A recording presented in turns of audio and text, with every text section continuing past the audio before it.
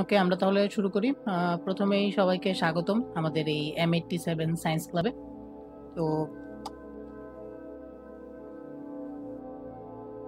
আজকে আমাদের প্রথম টপিক, মানে প্ল্যানেটের বাহিরে আজকে আমাদের প্রথম টপিক, সেটা হলো অ্যাবাউট বেসিক টেলিস্কোপ। আমি আব্দুল্লাহ এবং আমার সাথে আছে আমার পার্টনার সবুজ হাসান ভাইয়া। তো প্রথমেই আমরা দেখে নিই যে আমাদের আজকের টপিকগুলো কি কি।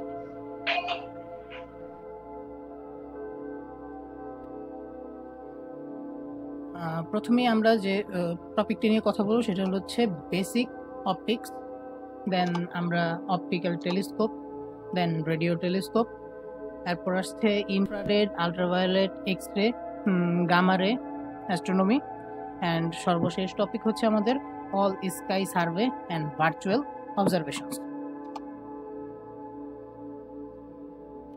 তো আমরা যদি প্রথমে আসি আমাদের বেসিক অপটিক্স নিয়ে। তো বেসিক অপটিক্স বলতে আমরা তো জানি যে টেলিস্কোপ ব্যবহারের ক্ষেত্রে বা টেলিস্কোপ বানানোর ক্ষেত্রে মূলত মানে যে বেসিক অপটিক্স বা লেন্সগুলো ব্যবহার করা হয়, তো মূলত ওগুলো নিয়ে আলোচনা। তো সেক্ষেত্রে আমরা বলি যে বিভিন্ন ধরনের লেন্স আমরা দেখতে পারি। তার মধ্যে আমরা যদি কিছু দেখি যে সেটাকে আবার দুই ভাগে ভাগ করা হয়েছে। একটা হলো গিয়ে কনভার্জাইন লেন্সেস আর একটা ডিভার্জাইন লেন্সেস। কনভার্জেন্ট লেন্সেসের মধ্যে আবার কিছু বৈশিষ্ট্য বা তফাৎ আছে, যেমন কিছু আছে ডবল কনভেক্স, কিছু প্ল্যানো কনভেক্স এবং কিছু কনভার্জিং মেনিস্কাস। আর ডিভার্জেন্স লেন্সের মধ্যে আছে ডবল কনভেক, প্ল্যানো কনভেক অ্যান্ড ডিভার্জিং মেনোপ্লাস। এটা ছিল এক ধরনের লেন্স যেটা আমরা দ্বি উত্তল বা দ্বি অবতল বা এক সাইড উত্তল বা দুই সাইডই, এক সাইড উত্তল আর এক সাইড অবতল, এরকমভাবে বিশ্লেষণ করে থাকি। এবং এই লেন্সেসের মধ্যে আরেকটা আছে, সেটা হলো মিরর। মিরর তো আমরা সবাই চিনি, স্বাভাবিক যেটা আর কি। দেন আমরা যদি দেখি যে বায়োকনভেক্স,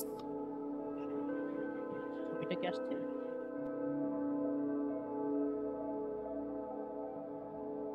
তিন নাম্বার ছবিটা কি দেখা যাচ্ছে?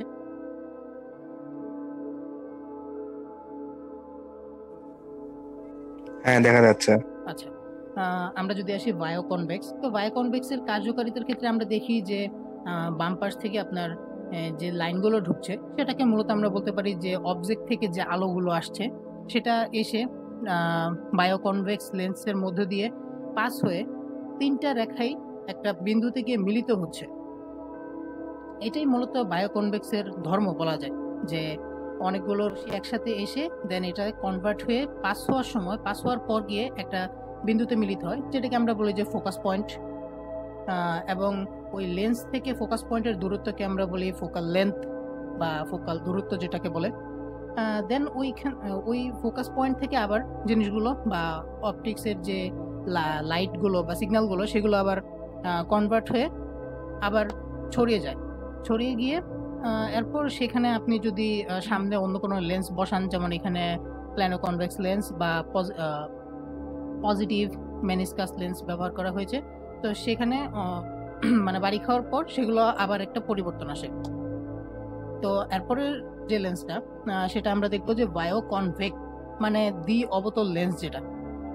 তো আমরা দ্বি উত্তল লেন্সের ক্ষেত্রে দেখেছি যে আলো বা সিগন্যালগুলো এই বায়োকনভেক্স বা দ্বি উত্তল লেন্স দিয়ে ক্রস করার পর সেটা প্রথমে গিয়ে একটি বিন্দুতে মিলিত হয়। কিন্তু দ্বি অবতল লেন্সের ক্ষেত্রে আমরা যদি দেখি যে যেই সোজা লাইন ধরে আসছিল সেগুলো মানে পাস হওয়ার পর, ওই দ্বি অবতল লাইনটা পাস হওয়ার পর সেগুলো ছড়িয়ে ছিটিয়ে যায়। এবং ছড়িয়ে ছিটিয়ে যায় বলতে আর কি, ওই লেন্সটার সিস্টেমটা এরকম যে চারদিকে ছড়িয়ে মানে আর কি স্প্লিট করে দেয়। তো এটা ছিল আমাদের বায়োকনভেক আর বায়োকনভেক্স লেন্সের বেসিক আর কি। এরপর যদি আমরা পরবর্তী পেজে যাই,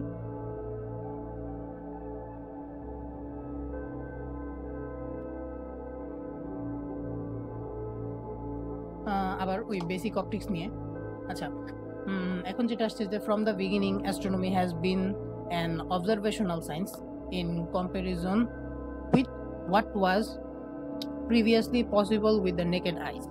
প্রথম থেকেই যদি অ্যাস্ট্রোনমিকে আমরা দেখি সেটা অবজারভেশনাল সায়েন্স, মানে পর্যবেক্ষণ, মানে অ্যাস্ট্রোনমি মানেই তো পর্যবেক্ষণ করা। প্রথম থেকেই আমরা যেটা দেখতেছি যে আকাশ, চন্দ্র, পৃথিবী এগুলোকে আমরা পর্যবেক্ষণ করতেছি, মানে কি হচ্ছে তাদের আমরা জাস্ট দেখতেছি।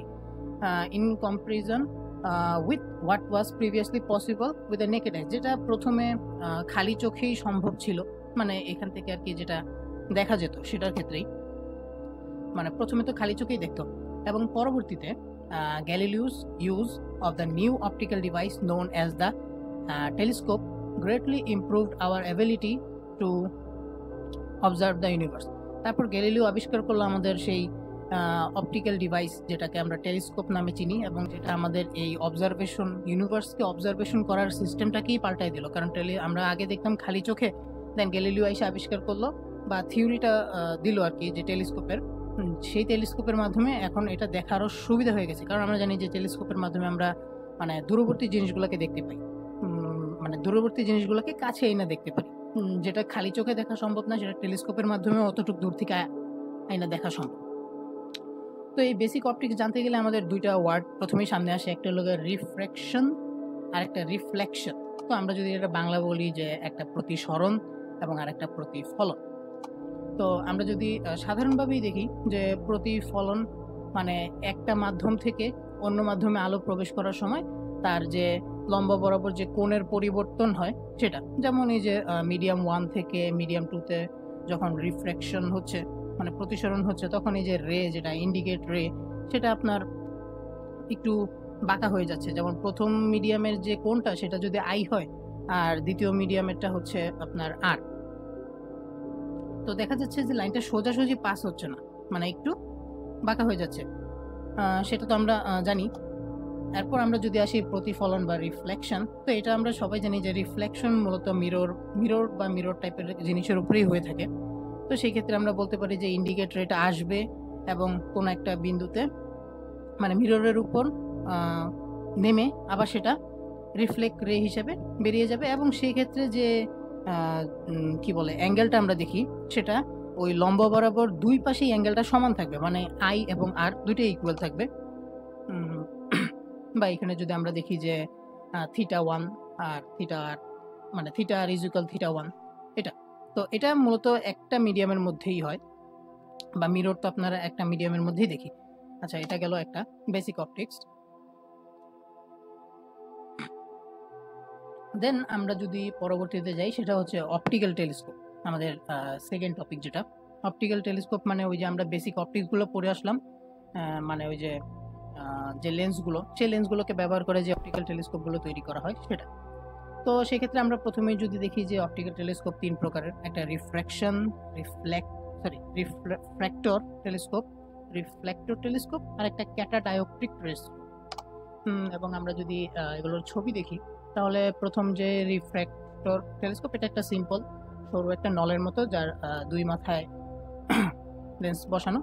আর সেকেন্ডটা হচ্ছে রিফ্লেক্টর বা টেলিস্কোপ, যেটা মানে ওই রিফ্র্যাক্টর টেলিস্কোপ থেকে এটা একটু আধুনিক বা আপডেটেড, যেটা প্রতিফলন থিওরিকে ব্যবহার করে তৈরি করা হয়েছে। এবং তিন নাম্বারটা হচ্ছে ক্যাটাডায়োপ্ট্রিক টেলিস্কোপ, যেটা মানে অপটিক্যাল টেলিস্কোপের মধ্যে বর্তমানে গ্রাউন্ড টেলিস্কোপ, অপটিক্যাল টেলিস্কোপের মধ্যে যেটাকে সবচেয়ে উন্নত বলা হয়, মানে সেটা দুটো মিলিয়েই কাজ করে। আচ্ছা, এটার ব্যাখ্যা, এই তিনটার ব্যাখ্যা আমরা যাচ্ছি। তো প্রথমে আমরা যদি আছি রিফ্লেক্টর টেলিস্কোপে, মানে যেটা প্রতিসরণ টেলিস্কোপ, সেক্ষেত্রে আমরা দেখব যে refracting telescope is composed of an objective lens and eyepiece. আচ্ছা, তো এর মানে এটা জাস্ট একটি কি বলে অবজেক্টিভ লেন্স এবং একটা আইপিস ধারাই তৈরি। যেমন আমরা এই পরবর্তী যেই ছবিটা বা ট্রানজ্যাকশনটা আসছে সেটার মধ্যে যদি দেখতে পারি যে লেন্সটা কার্যকর হচ্ছে, প্রথমেই আলোটা ডান দিক থেকে প্রাইমারি লেন্সের উপর পড়ছে, এবং এটা নিশ্চয়ই দ্বি উত্তল লেন্স, যেটা আমরা প্রথমে দেখে আসছিলাম যে দ্বি উত্তল লেন্সের মধ্যে যখন আলো পড়ে তখন সেটা একটা ফোকাল বিন্দুতে গিয়ে মিলিত হয়। তো এটাই আমরা দেখতে পাচ্ছি, এটা গিয়ে অপর প্রান্তে তৈরি হচ্ছে এবং সেটা ইমেজ ক্রিয়েট করছে। এবং যেখানে ইমেজ লেখা হয়েছে এখানে আরো একটা লেন্স থাকে যেটাকে আইপিস বলা হয়েছে উপরে, মানে ছোট আরেকটা লেন্স যেটা আপনার চোখে দেখার আগে যে লেন্সটা থাকে। আর রিফ্র্যাক্টর টেলিস্কোপের ক্ষেত্রে আরেকটা কথা বলি, সেটা হলো গিয়ে রিফ্র্যাক্টর টেলিস্কোপ সবসময় আমাদেরকে উল্টা ছবি দেখায়। মানে আমরা যে ছবিটা দেখি সেটা সবসময় উল্টা থাকে। মনে করেন আপনার যে ছবি লাইটটা আসছে সেটা মনে করেন এটা দ্বারা আপনি একটা মানুষকেও যদি দেখেন দূর থেকে, তাহলে আপনি দেখবেন যে মানুষের পাটা উপরে মাথাটা নিচে। তো রিফ্র্যাক্টর টেলিস্কোপের ক্ষেত্রে আমরা এভাবে দেখতে পারি। এবং আমরা যদি বাম পাশে যে ছবিটা আসলো সেটার ক্ষেত্রে যদি আমরা দেখি যে আমরা দেখতে পাচ্ছি ওইখানে এটারই কিভাবে কার্যকারিতা, সেখানে আমরা দেখতে পাচ্ছি যে একটা বিন্দুতে মিলিত হয়েছে, তারপর সেখান থেকে স্প্লিট হয়ে আরেকটা লেন্সের মধ্যে পতিত হচ্ছে এবং তারপর আমরা সেই ইমেজটাকে চোখে দেখতে পাচ্ছি। তো এটা হলো রিফ্র্যাক্টর টেলিস্কোপের কার্যকারিতা বা কিভাবে রিফ্র্যাক্টর টেলিস্কোপটা কাজ করে। এবং আমরা যদি পরবর্তী টপিকে যাই, সেটা হচ্ছে রিফ্লেক্টর টেলিস্কোপ। তো এই রিফ্লেক্টর টেলিস্কোপের ক্ষেত্রে আমরা দেখি যে reflecting telescope is composed of a primary mirror, a secondary mirror and eyepiece. মানে এখানে আরেকটু কিছু উন্নত করা হয়েছে। সেক্ষেত্রে আমরা যদি এটার এই ছবিটা দেখি, সেক্ষেত্রে আমরা দেখতে পারবো যে নিচেরটা মূলত নিচের যে ছবিটা সেটার ক্ষেত্রে আমরা দেখতে পারবো যে প্রথমে লাইটটা ঢুকছে এবং সেটা গিয়ে সংযুক্ত হচ্ছে, প্রথমে বাড়ি খাচ্ছে আমাদের প্রাইমারি মিররে, তারপর সেটা ব্যাক করে আবার পিছনের দিকে আসে সেকেন্ডারি মিররে বাড়ি খাচ্ছে বা রিফ্লেক্ট করছে যেটা বলি আমরা, এবং তারপর সেটা উপর দিক দিয়ে বের হচ্ছে এবং ওইখানে আইপিসটা লাগানো থাকে যেখান দিয়ে আমরা চোখ দিয়ে দেখি। তো এটা এটা আপনার তৈরি করা হয়েছে রিফ্লেক্টর থিওরিকে অবলম্বন করে বা প্রতিফলনকে অবলম্বন করে। প্রথমটা আমরা দেখেছি যে একদিক দিয়ে ঢুকছে, ওটা আরেক দিক দিয়ে বের হয়ে যাচ্ছে, সেটা মানে প্রতিসরণ ছিল। আর সাউন্ড তো শোনা যাচ্ছে না কি জানি,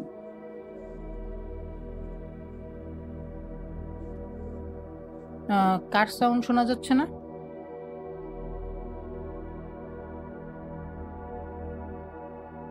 হ্যালো, আমার কথা কি শোনা যাচ্ছে?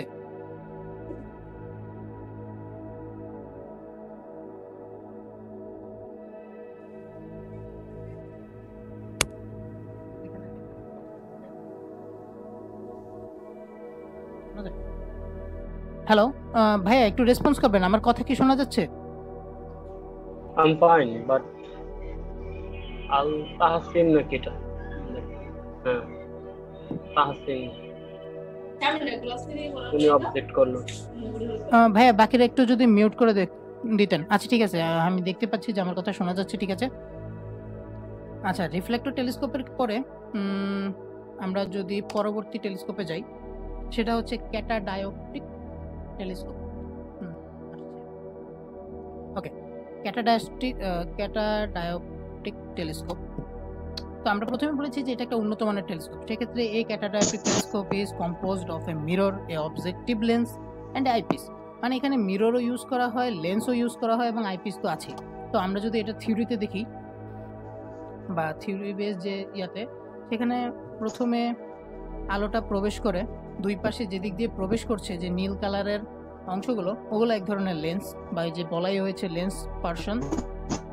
এখান থেকে আলোগুলো গিয়ে প্রথমে প্রাইমারি মিররে বাড়ি খাচ্ছে বা প্রাইমারি মিরর থেকে রিফ্লেক্ট হচ্ছে, দেন সেটা রিফ্লেক্ট হয়ে আসছে দুই পাশ থেকে বিন্দুগুলো আসছে মাঝখানে যে সেকেন্ডারি মিররটা আছে, সেকেন্ডারি মিরর থেকে দেন সেটা আইপিস বা মাঝখান দিয়ে বের হয়ে যাচ্ছে। তো আমরা এখানে দেখতে পাচ্ছি যে প্রথমে ঢোকার সময় সেটা লেন্সের মাধ্যমে ঢুকতেছে, দেন সেটা প্রাইমারি মিররে বাড়ি খাচ্ছে, দেন সেকেন্ডারি মিররে বাড়ি খাচ্ছে, তারপর আমাদের চোখে আসছে। দ্যাট মিনস এখানে আপনার লেন্সও ব্যবহার করা হয়েছে এবং মিররও ব্যবহার করা হয়েছে এভাবে।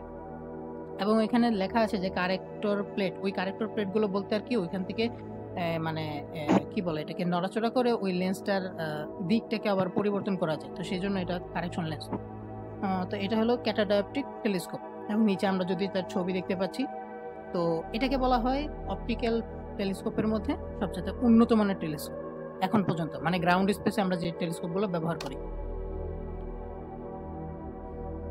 তারপরের টপিক আমরা যদি যাই, সেক্ষেত্রে আচ্ছা কিছু এক্সট্রা ইনফরমেশন। তো প্রথমেই আমাদের এক্সট্রা ইনফরমেশনের ক্ষেত্রে আসছে with refractor telescope we can only observe the moon and other planets like Mars, Jupiter etc. ভাইয়া বাকিরা যদি একটু মিউট করতেন। তাহসিন ভাইয়া আপনারটা মেবি আনমিউট, আপনি একটু যদি মিউট করে দেন।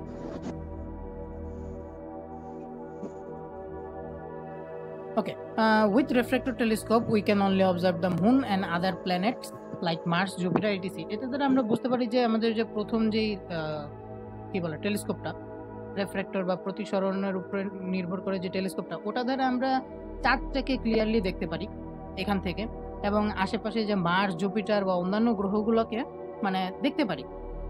কাছাকাছি না, খুব স্পষ্টভাবে বা অবজারভেশন করা যাবে ভালো মতো এরকম ভাবে দেখতে পারবো এরকম না, বাট দেখা যায়।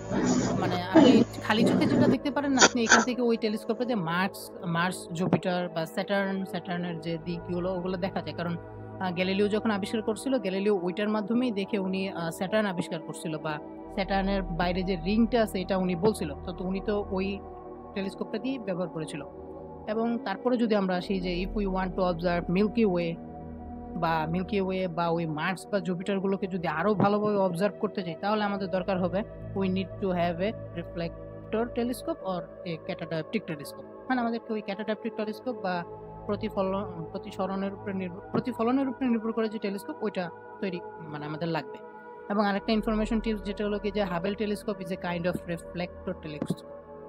মানে হাবেল টেলিস্কোপ যেটা আমরা জানি স্পেস বেস টেলিস্কোপ, পৃথিবীর বাহিরে আছে, স্পেসে আছে, তো সেই টেলিস্কোপটা যেই থিওরিতে ব্যবহার করা হয়েছে সেটা হলো গিয়ে রিফ্লেক্টর বা প্রতিসরণ, এবং ওইটার মধ্যেও কিছু পার্ট আছে। তো সেখানে হাবেল টেলিস্কোপটা মেবি দেখেছিলাম যে প্রাইমারি রিফ্লেক্টর টেলিস্কোপের থিওরি ব্যবহার করেই তৈরি করা হয়েছিল, যেহেতু অনেক আগের পাঠানো।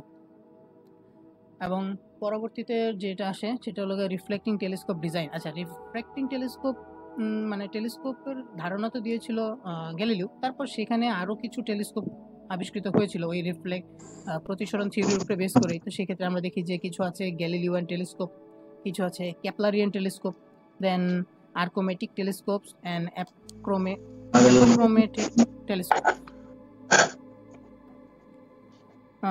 এই ছিল আমাদের কিছু এক্সট্রা ইনফরমেশন। দেন আমরা যদি আসি আমাদের রেডিও টেলিস্কোপে, রেডিও টেলিস্কোপটা একটা ইন্টারেস্টিং জিনিস। আসলে এটার নাম রেডিও টেলিস্কোপ, বাট এটা এক্স্যাক্টলি কীরকম টেলিস্কোপ সেটা হচ্ছে আমরা যেরকম অপটিক্যাল টেলিস্কোপ দেখেছি যে পৃথিবী থেকে আমরা চোখে দেখি ওই টেলিস্কোপের মাধ্যমে ছবিগুলো, আসলে রেডিও টেলিস্কোপটা ওইরকম না। তো এখানে বলেছে যে a radio telescope is a specialized antenna and radio receiver use to observe used to receive radio waves from astronomical radio sources in the sky। মানে এটা অ্যান্টিনা বা রেডিও রিসিভার এক ধরনের, মানে আমরা কি বলবো, আমরা যে ডিশের দেখেছি না, আচ্ছা আমি ছবি দেখাচ্ছি পরে, মানে বলে নিচ্ছি যে এটা এক ধরনের স্যাটেলাইট থেকে আমরা যে তথ্য সংগ্রহ করি, বা আমাদের যে স্পেসে যে আমরা যে রকেটগুলো পাঠাই, তো তার সাথে আমরা যে কমিউনিকেশনগুলো করি, তো কমিউনিকেশনের মাধ্যমে তো আমাদেরকে মানে সিগন্যাল পাঠাইতে হয় এবং সিগন্যাল রিসিভও করতে হয়। তো ওই যে যন্ত্রটা বা জিনিসটার মাধ্যমে করা হয়, বড় বড় ডিশ অ্যান্টিনা যেগুলো আপনার স্পেরিক্যাল কি বলে এটাকে, ডিশ আকারের, ওগুলোই হচ্ছে এক ধরনের রেডিও টেলিস্কোপ। আচ্ছা, আমরা যদি সামনে যাই যে radio telescope are the main observing instrument used in radio astronomy. মানে রেডিও অ্যাস্ট্রোনমির একটা মানে পড়ালেখার একটা শাখা আর কি। তো রেডিও অ্যাস্ট্রোনমিতে অবজার্ভিং ইনস্ট্রুমেন্ট হিসেবে রেডিও টেলিস্কোপ ব্যবহার করা হয়, which studies the radio frequency portion of the electromagnetic spectrum emitted by the radio astronomical objects। আচ্ছা, প্রথমে আমরা যেটা বলেছি যে ওই যে আমরা স্পেস ক্রাফটগুলো পাঠাই ওগুলোর সাথে কমিউনিকেশনের জন্য ব্যবহার করা হয়, ওইটা তো আছেই, কিন্তু ওইটা ছাড়াও এই রেডিও টেলিস্কোপের আরেকটা বড় কাজ হচ্ছে, আমরা জানি যে আমাদের যে অ্যাস্ট্রোনমিক্যাল অবজেক্ট বা যে চাঁদ, সূর্য, পৃথিবী, নক্ষত্র, দেন নেবুলা টেবুলা, এগুলো থেকে এক ধরনের রেডিও ফ্রিকোয়েন্সি নির্গত হয় বা ইলেকট্রোম্যাগনেটিক স্পেকট্রাম এমিটেড হয়। তো সেগুলো এই রেডিও টেলিস্কোপ আপনার গ্রহণ করে এবং সেগুলোর মাধ্যমে পর্যালোচনা করে আমাদেরকে রেজাল্ট দেয়। এরপর আসছে যে optical telescopes are the main observing instrument used in traditional optical astronomy, which studies the light wave portion of the spectrum coming from the astronomical objects. তো এটা দ্বারা সে বোঝালো যে মানে অপটিক্যাল টেলিস্কোপ বা আমরা যে সাধারণ যে টেলিস্কোপগুলো পৃথিবী থেকে ব্যবহার করি ওগুলো হলো কি observing instrument use traditional optical astronomy, মানে আরেকটা পড়ার শাখা যেটা সেটা হচ্ছে ট্রেডিশনাল অপটিক্যাল অ্যাস্ট্রোনমি। ওখানে ব্যবহার করা হয় অপটিক্যাল টেলিস্কোপগুলো, যেগুলোর মাধ্যমে ওই যে অ্যাস্ট্রোনমিক্যাল অবজেক্ট বলতে আমরা যে চাঁদ, পৃথিবী, সূর্য বা অ্যাস্ট্রয়েড বা যেটাই বলি সেটার থেকে বের হওয়া যে লাইট ওয়েভ প্রপোর্শন বা আলো, মানে আলোর মাধ্যমে আসা যে ওয়েভগুলো সেগুলো আমরা দেখতে পারি এই অপটিক্যাল টেলিস্কোপ দ্বারা। মানে মনে করেন যে আলো কোনো একটা বস্তুর উপর রিফ্লেক্ট করে তারপর আমাদের চোখে আসলেই তো আমরা সেই জিনিসটাকে দেখতে পারি। তো সেইটাই বলছে যে আমরা ওই অপটিক্যাল টেলিস্কোপ দ্বারা ওইভাবে জিনিসগুলোকে দেখতে পারি, কিন্তু রেডিও টেলিস্কোপ দ্বারা ওইভাবে না। রেডিও টেলিস্কোপ হচ্ছে রেডিও ফ্রিকোয়েন্সিগুলো যেগুলো আসে ওই অবজেক্টগুলো থেকে আমরা সেভাবে দেখতে পারি। দেন এখানে বলেছে যে radio telescope are typically large parabola dish antenna similar to those employed in tracking and communicating with satellites and space probe। তো রেডিও টেলিস্কোপ খুব অনেকটা বড় হয়ে থাকে এই প্যারাবোলা বা ডিশ অ্যান্টেনার মতো, ওই যে আমাদের প্যারাবোলা যেটাকে বলে অধিবৃত্ত না উপবৃত্ত, জানি অধিবৃত্ত মনে হয়, আচ্ছা ওটার মতো similar to those employed and tracking. এটা দ্বারা ট্র্যাকিং এবং কমিউনিকেশন করা হয় স্যাটেলাইটগুলোর মাধ্যমে, স্যাটেলাইটগুলোর সাথে এটার সাথে আর কি কন্ট্যাক্ট করার জন্য এই টেলিস্কোপগুলো ব্যবহার করা হয়, এবং স্পেস প্রোব বা স্পেস ক্রাফট যেগুলোকে আমরা বলে থাকি। Radio telescopes can be used in the daytime as well as night। আমরা অপটিক্যাল টেলিস্কোপগুলো ক্ষেত্রে বেশিরভাগ ক্ষেত্রেই আমরা রাতের বেলা ইউজ করি, কারণ তারা দেখার জন্য। দিনের বেলা হয়তো বা আমরা ইউজ করি আপনার সূর্যগ্রহণ বা চন্দ্রগ্রহণ তো রাতেই হয়, সূর্যগ্রহণটা দেখার জন্য। এছাড়া তো ওই টেলিস্কোপগুলো আমরা রাতেই ব্যবহার করি যাতে আমরা তারা বা অন্যান্য ইয়েগুলো দেখতে পারি। বাট এই রেডিও টেলিস্কোপ এর বিশেষত্ব হচ্ছে এটা তো যেহেতু সিগন্যাল পাঠানো বা সিগন্যাল নেওয়া, সেই ক্ষেত্রে এটা দিন বা রাতের কোনো তফাৎ নেই। তো এটা হচ্ছে রেডিও টেলিস্কোপ। দেন আরেকটা আসছে, সেটা হচ্ছে since astronomical radio sources such as planets, stars, nebula and galaxies are very far away। যেহেতু এই অ্যাস্ট্রোনমিক্যাল রেডিও সোর্সের যে অবজেক্টগুলো মানে প্ল্যানেটস, স্টার্স, এগুলো তো আমাদের থেকে অনেকটা দূরে আছে। The radio waves coming from them are extremely weak. সেখান থেকে যে রেডিও ওয়েভগুলো আসে সেগুলো খুব আস্তে আস্তে বা ধীর গতিতে আসে, বা অনেক মানে গতি ছাড়াও ওগুলোর যে ইয়েগুলো থাকে ওয়েভগুলো সেগুলো একটু দুর্বল থাকে আর কি, যেহেতু অনেক দূর থেকে আসে, আস্তে আস্তে গতি বা ইয়েগুলো কমে যায়। So radio telescopes require very large antenna to collect enough radio energy to study them. তো সেই ক্ষেত্রে সেগুলোকে রিসিভ করার জন্য আমাদের অনেক বড় বড় অ্যান্টেনার প্রয়োজন হয় এই রেডিও টেলিস্কোপের জন্য, ওই যেগুলো ওই দূর থেকে আসা স্লো বা কম শক্তিশালী ওয়েভগুলোকেও যাতে ডিটেক্ট করতে পারে। তো আমরা যদি পরবর্তী পেজে যাই, তো সেখানে আমরা প্রথমেই কয়েকটা রেডিও টেলিস্কোপের ছবি দেখি। তো যে আমরা এখন যেটা দেখতে পাচ্ছি এটা দা 64 মিটার রেডিও টেলিস্কোপ এট পার্কিস অবজারভেটরি। আচ্ছা, এটা 64 মিটার লম্বা, মানে তার ব্যাসটা যেটা সেটা 64 মিটার, মানে এটা কত বড় তাহলে চিন্তা করা যাচ্ছে। এটা তো একটা ছোট একটা। দেন যেটা আমরা দেখতে পাচ্ছি এখন, হ্যাঁ, এটা হচ্ছে 500 মিটার রেডিও টেলিস্কোপ চায়না। এটা সম্প্রতি জাস্ট 2 বছর হবে এটার কাজ মনে হয় মানে কমপ্লিট হয়েছে। তো এটাকে বর্তমানে পৃথিবীর সবচেয়ে বড় রেডিও টেলিস্কোপ বলা হয়, যেটা চায়নার একটা জায়গায় অবস্থিত। সেটা 500 মিটার তার ব্যাস, মানে কত বড়, অনেক বড়, চিন্তা করার মতো না, কতগুলো ফুটবল স্টেডিয়ামের সমান আর কি। দেন আমরা যেটা দেখি যে এটা 305 মিটার অবজারভেটরি, এবং এটা কি পুয়ের্টো রিকো ওইখানে রয়েছে, এবং সেটা 1963 সালের তৈরি মেবি। 1963 সালেই তারা 305 মিটার রেডিও টেলিস্কোপ বানায় রাখছে। অ্যান্ড যেটা নিচে যেটা আমরা এখন দেখতে পাচ্ছি সেটা 100 মিটারের, এবং সেটা জার্মানিতে, এবং সেটা 1971 সালে তৈরি করা হয়েছে। এবং আমরা পরবর্তীতে আমরা যেটা দেখছি সেটা 70 মিটার ডিএসএস 14 মার্স অ্যান্টেনা। আচ্ছা, এটার নাম ডিএসএস 14 মার্স কেন দেওয়া হয়েছে এটার ব্যাখ্যা আমি জানি না, বাট এটা দিয়ে মনে হয় মার্স গবেষণার ক্ষেত্রে ব্যবহার করা হতো। এটা 1958 সালের, এবং এটা ক্যালিফোর্নিয়া ইউএসএ তে অবস্থিত, এবং এটা একটা মোজাভা ডেজার্ট মানে একটা মরুভূমিতে আছে আর কি। দেন আমরা পরবর্তী যে ছবিটা দেখছি এটা মূলত আর কি কিভাবে কাজ করে সেটা দেখাচ্ছে, মানে উপর থেকে কিভাবে সিগন্যালগুলো নিচে গ্রাউন্ড স্টেশনে আসে, এই স্বাভাবিক একটা জিনিস। তারপর আমরা যে টপিককে আসছি সেটা হচ্ছে রেডিও ইনফোমেট্রি, রেডিও ইন্টারফেরোমেট্রি। আচ্ছা, এটা একটা নতুন ওয়ার্ড আর কি, আমরা দেখি এটা মানে কি। তো যেটা আসছে, one of the most notable developments come in 1946 with the introduction of the technique called astronomical interferometry.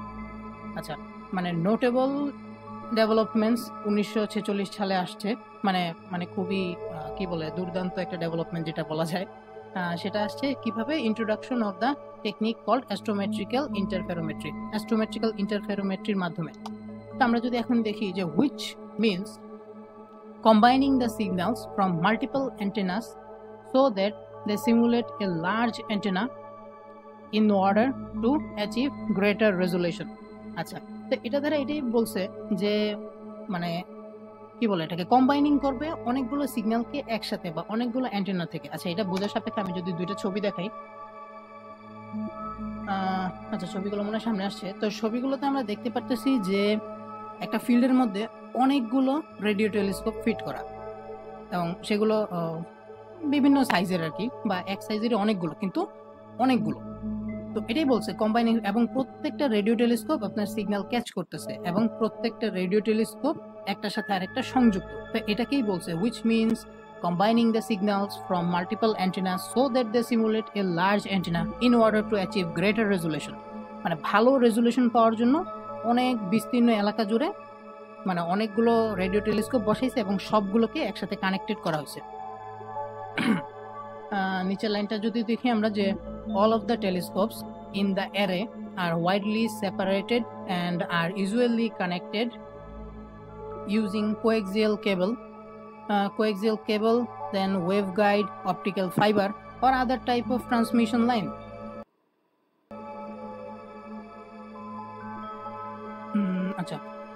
আচ্ছা, এই কেবল এই অবজেক্টগুলো বা এই টেলিস্কোপগুলো আপনার কানেক্ট হয়ে থাকে coaxial cable, waveguide and optical fibre এবং বিভিন্ন ধরনের ট্রান্সমিশন লাইনের মাধ্যমে।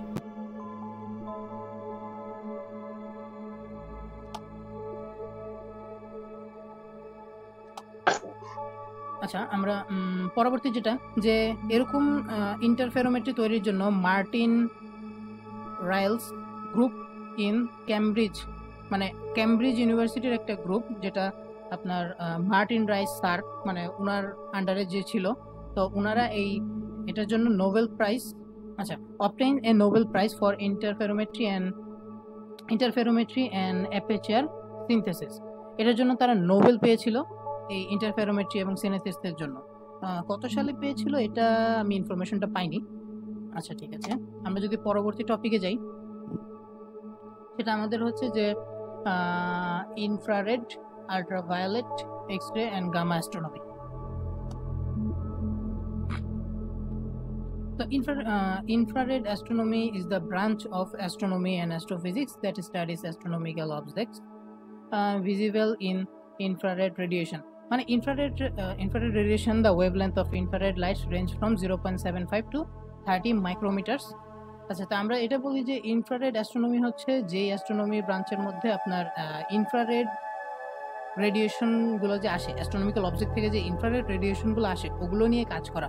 এবং আমরা জানি যে ইনফ্রারেড যে রেঞ্জগুলো সেটা হলো 0.75 থেকে মানে 0.75 থেকে 300 মাইক্রোমিটার এর মধ্যে যেই ওয়েভলেন্থগুলো আসে সেগুলোকে আমরা ইনফ্রারেড বলি, এবং সেগুলো নিয়ে কাজ করাকেই বলা হয় infrared astronomy. And infrared falls in between visible radiation which range from 380 to 750 nanometer. আচ্ছা, এই ইনফ্রারেডটা আবার infrared falls between visible radiation. আচ্ছা, এটা আমাদের চোখের দৃষ্টিসীমার যে রেডিয়েশনের যে ইয়েটা সেটার মধ্যেই পড়ে, কারণ ওটার রেঞ্জ 380 থেকে 750 ন্যানোমিটার, আর এটা হচ্ছে 0.75 to 300 মাইক্রোমিটার। তো ওইটা এই 380 থেকে 750 ন্যানোমিটারের মধ্যেই পড়ে, এই কারণে ওই ইনফ্রারেড আমরা দেখতে পাই।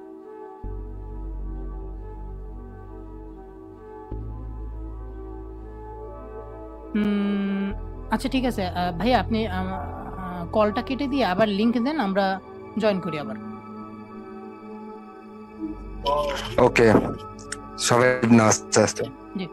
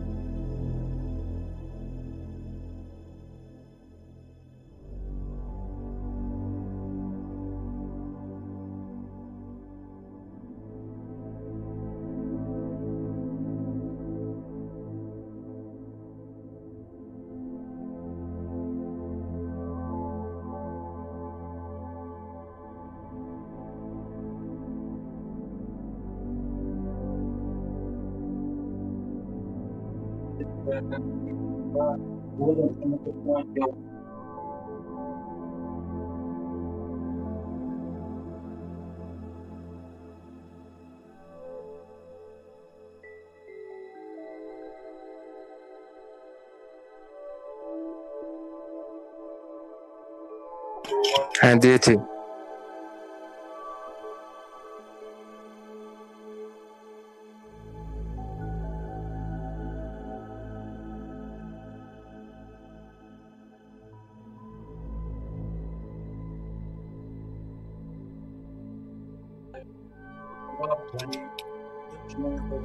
কি ব্যাপার, আর কেউ জয়েন হয় না কেন?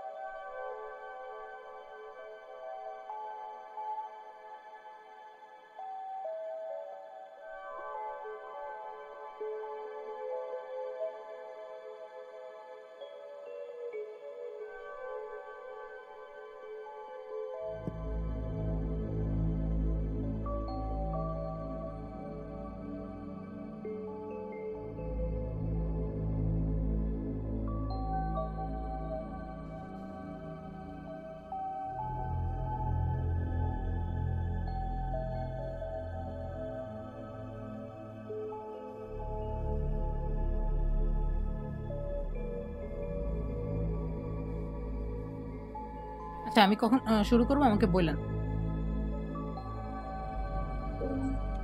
শুরু করে দাও। আচ্ছা ঠিক আছে, ধন্যবাদ।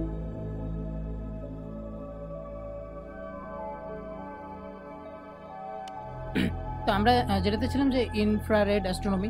তো ইনফ্রারেড অ্যাস্ট্রোনমি তো আমরা বুঝলাম যে যেটা মাইক্রো 0.75 মাইক্রোওয়েভ থেকে 300 মাইক্রোওয়েভের মধ্যে, এবং যেটা আমরা চোখে দেখতে পারি মোটামুটি ইনফ্রারেডটা। দেন পরবর্তী যে টপিক সেটা আছে ultraviolet astronomy. Ultraviolet astronomy is the observation of electromagnetic radiation at ultraviolet wavelength between approximately 10 to 320 nanometers. Shorter wavelength, higher energy photons are studied by X-ray astronomy and gamma ray astronomy. আচ্ছা ultraviolet অ্যাস্ট্রোনমিটা বলতেও আমরা ঠিক ওই infrared অ্যাস্ট্রোনমিটার মতোই যে astronomical অবজেক্টগুলো থেকে যেই electromagnetic radiation যেগুলো আল্ট্রাভায়োলেট ওয়েভলেন্থে আসে বা আল্ট্রাভায়োলেট সীমার মধ্যে পড়ে যে ওয়েভলেন্থগুলো সেগুলো থেকে আসে, যেটা অ্যাপ্রক্সিমেটলি 10 থেকে 320 ন্যানোমিটার্সের মধ্যে 10 থেকে 320 ন্যানোমিটার্সের মধ্যে ওগুলো নিয়ে যে গবেষণা করা হয়। এবং এই আল্ট্রাভায়োলেটটা মেইনলি গবেষণা করা হয় এক্স রে অ্যাস্ট্রোনমির মধ্যে এবং গামা অ্যাস্ট্রোনমির মধ্যে, যেটা আমরা পরবর্তী আমাদের টপিকে আছে যেটার মধ্যে আমরা জানবো। এবং এখানে লেখছে যে shorter wavelength, higher energy photons are studied. Shorter wavelength মানে ওয়েভলেন্থ বা কম্পনের যে তরঙ্গ যে দৈর্ঘ্য যেগুলো ছোট এবং এনার্জি যেগুলোর বেশি, সেগুলো মূলত মানে এই আল্ট্রাভায়োলেটের মধ্যে যেগুলোর ওয়েভলেন্থগুলো ছোট এবং এনার্জিগুলো বেশি সেগুলো নিয়ে স্টাডি করা হয় X ray astronomy and gamma রে অ্যাস্ট্রোনমিতে। তারপর বলছে ultraviolet light is not visible to the human I.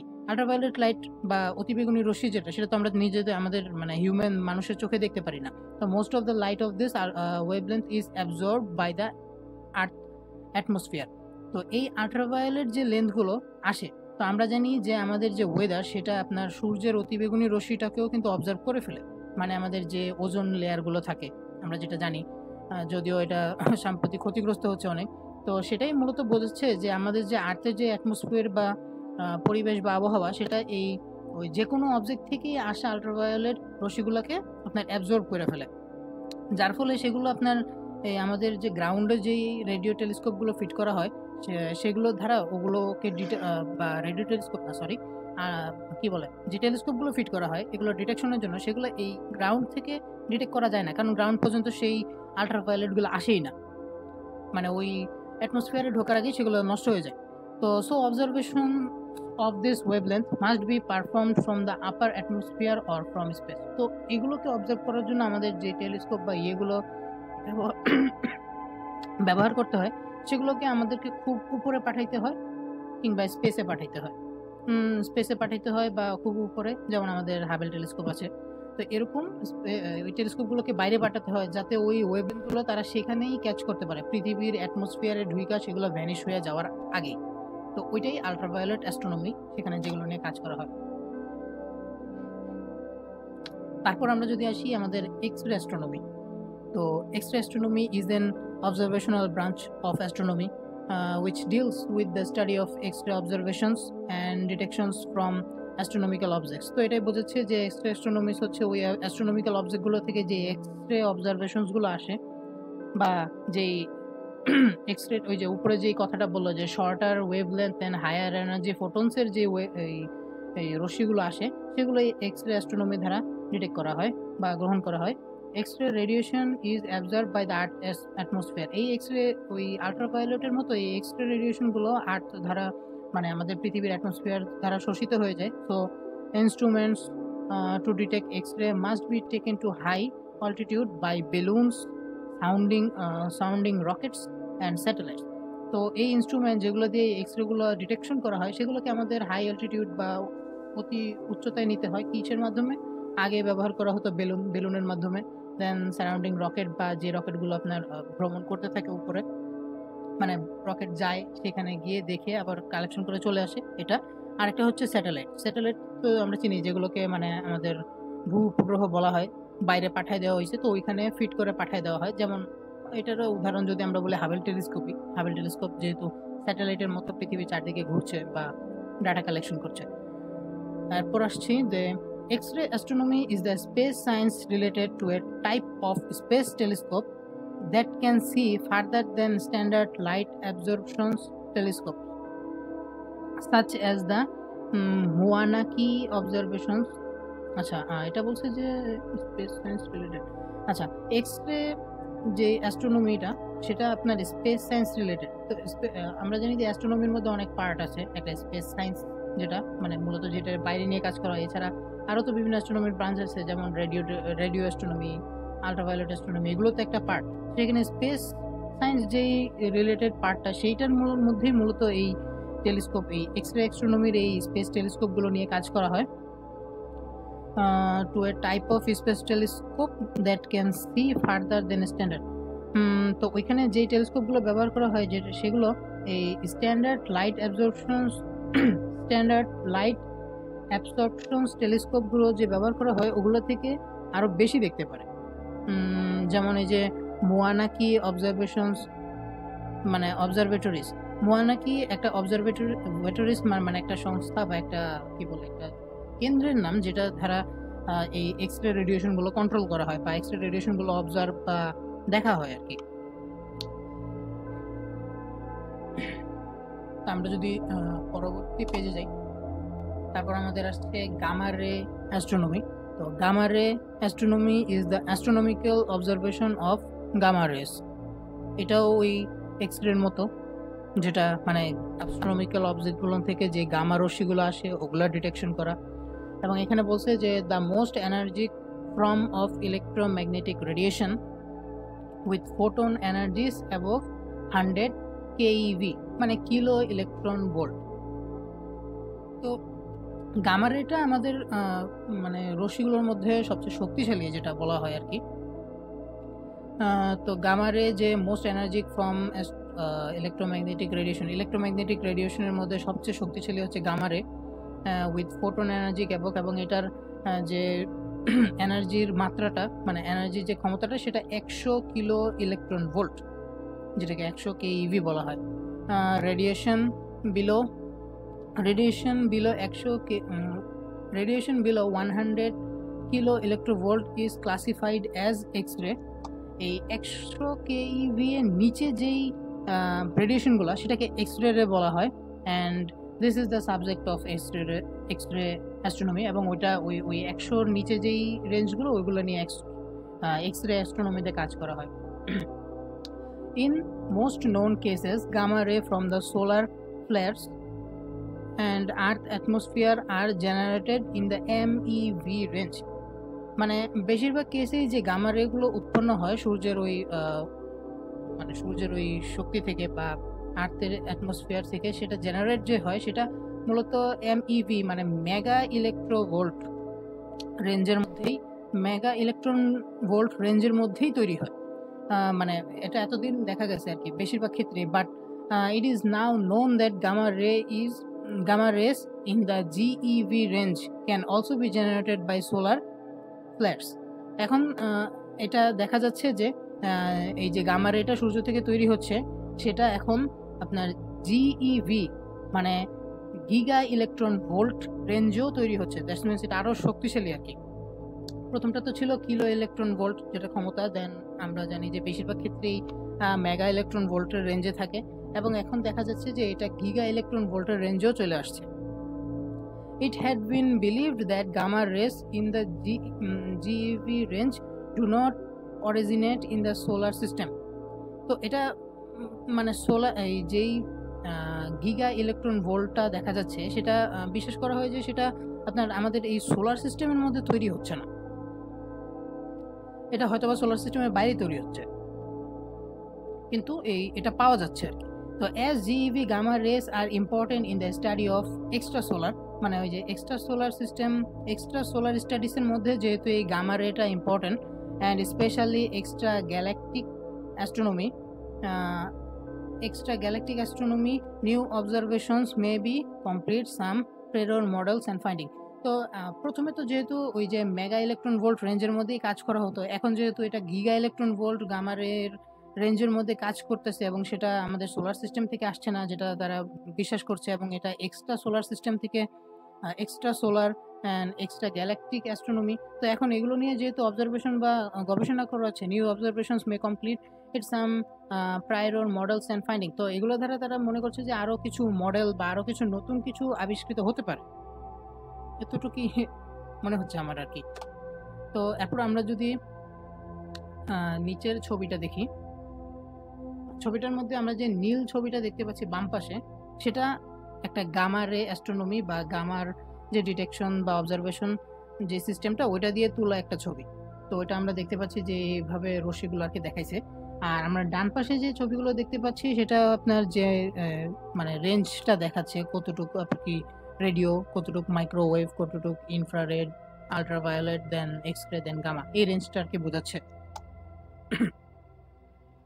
এবং পরবর্তী আমাদের যে ছবিটা আসছে সেটা হচ্ছে telescopes the tools of astronomy, okay, types of telescope. তো আমরা প্রথমে যেই টেলিস্কোপগুলো পড়েছিলাম ওগুলো সবগুলো land based telescopes, and then space based টেলিস্কোপসের মধ্যে এই যে যেগুলো আমরা বললাম যে আমাদের পৃথিবীর বাইরে পাঠাইতে হয়, infrared, visible, ultraviolet, x ray, gamma, এই বেসড অ্যাস্ট্রোনমিগুলো অবজারভেশনের জন্য আমাদেরকে স্পেস বেসড টেলিস্কোপের প্রয়োজন হয়। তো এই কারণে এখানে দুই ভাগ করছে টেলিস্কোপকে, একটা ল্যান্ড বেস আর একটা স্পেস বেস। এই তারপর যদি আমরা পরের পেজে যাই,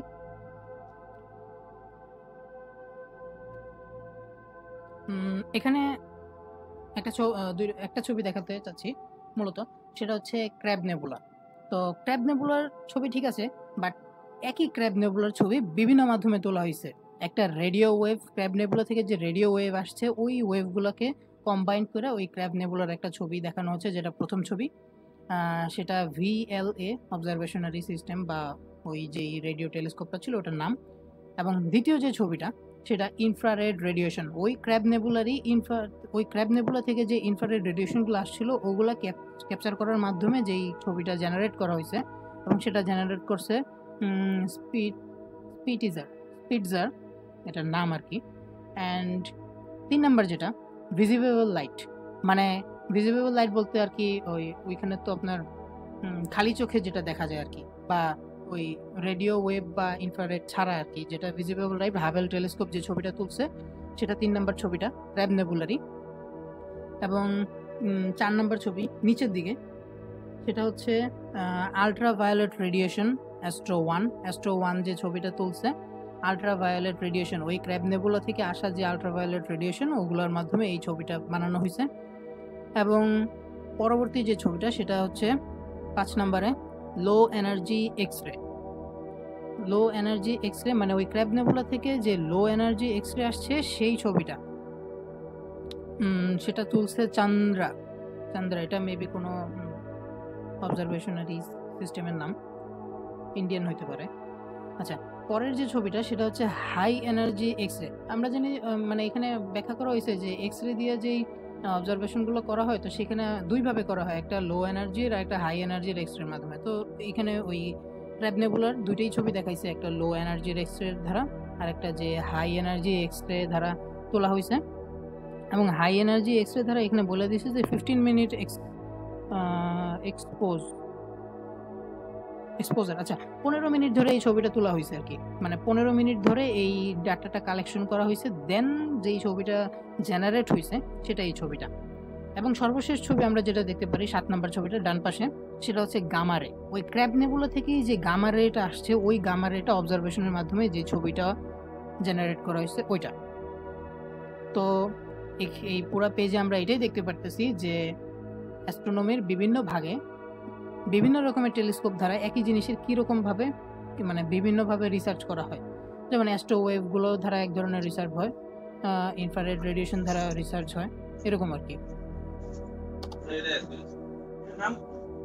আমরা যদি পরবর্তী আমাদের টপিকে যাই, সেটা হচ্ছে all sky surveys and virtual observatories. তো এটা দ্বারা মূলত বোঝাচ্ছে যে এই টেলিস্কোপ দিয়ে যেই সার্ভেগুলো করা হয় বা যে মিশনগুলো করা হয় এই ডিটেকশনের জন্য এবং যে অবজারভেশনগুলো করা হয় এটা মূলত ওইগুলোর লিস্টই আর কি। তো এটা সম্বন্ধে খুব বেশি ইনফরমেশন দেওয়া যায় না বা এটা জানার বিষয় এটা আর কি। তো এক্ষেত্রে আমি আমাদের সবুজ ভাইয়াকে একটু রিকোয়েস্ট করবো যে আপনি যদি এই সম্বন্ধে কোনো ইনফরমেশন কালেক্ট করে থাকেন তাহলে যদি শেয়ার করতেন, আর না হলে আমরা পরে যাব আর কি।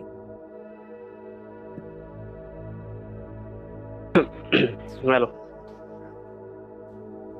হ্যালো হ্যালো সবুজ ভাইয়া, জি আমাকে এটা ছাড়া অন্য আরো স্লাইড আছে? এটা ছাড়া বলতে আমি এখানে দুটো মানে স্পেসের যে স্কাই সার্ভে, এই দুইটা সার্ভে, প্রথম সার্ভেটার মধ্যে আমরা দেখতে পারি যে অপটিক্যাল টেলিস্কোপ দ্বারা যে সার্ভেগুলো করা হয়েছে এবং সাথে নিচে ইনফ্রারেড দ্বারা যে সার্ভেগুলো করা হয়েছে। এবং পরবর্তী পেজে যদি আমরা দেখি যে কিছু radio telescope, gamma ray astronomy and multi wavelength survey. তো এটা দ্বারা আমি এখানে এরকম মানে এতটুকু ইনফরমেশন পাচ্ছি। তো এই ধারা যদি আপনি কোনো ব্যাখ্যা দিতে চান তাহলে দিতে পারেন, আর না হলে আমরা সামনে যাব। এর সামনে মানে হচ্ছে তোমার আরো আছে, মানে আমি চাইছিলাম যে তোমারটা তুমি শেষ করো। আচ্ছা আচ্ছা ঠিক আছে, আচ্ছা সমস্যা নেই। আচ্ছা, আমি আমার কোশ্চেনের মানে আমি আমার টপিকসগুলোর মধ্যে অতটুকু টপিকসই রেখেছি। এখন আমার টপিক সম্বন্ধে যদি কারো কোনো কোশ্চেন থাকে তাহলে আমি সেই কোশ্চেনগুলো নিতে চাই এখন। ওকে ওকে। ভাইয়ারা আর আপুরা যারা আছেন তারা যদি কোনো কোশ্চেন বা কোনো সাজেশন থাকে তাহলে জানাবেন।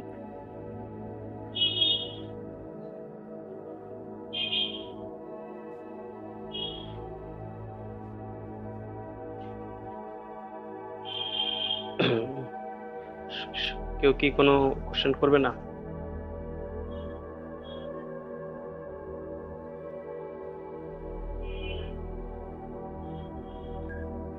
ঠিক আছে, সবুজ কন্টিনিউ করতে হলে কারো কোশ্চেন? আচ্ছা, আচ্ছা। আপু বলতেছে হ্যাঁ, যে চন্দ্রায়ন একটা অবজারভেটরি। জি আপু, ওই অবজারভেটরি আর কি, যেটা দ্বারা আপনার এক্সরে লো যে এক্সরেটা ওটা ডিটেকশন করা হয়েছিল। আচ্ছা আব্দুল্লাহ, আমি তাহলে জিজ্ঞেস করি যে তুমি হচ্ছিল এই একদম শুরুর দিকে আমরা একটা জায়গায় পড়ছিলাম যে আলোর প্রতিফলন প্রতিসরণ যেই আমরা যে ইয়েগুলো পড়ছিলাম, এই দুইটা টেলিস্কোপ দিয়ে আসলে পার্থক্যটা কি হইতে পারে এই আচ্ছা সম্পর্কে কিছু জানো বা কিছু? আচ্ছা আচ্ছা দেখেন, মানে প্রতিফলন টেলিস্কোপ আর প্রতিসরণ টেলিস্কোপ, মানে দুইটার মধ্যে ডিফারেন্স।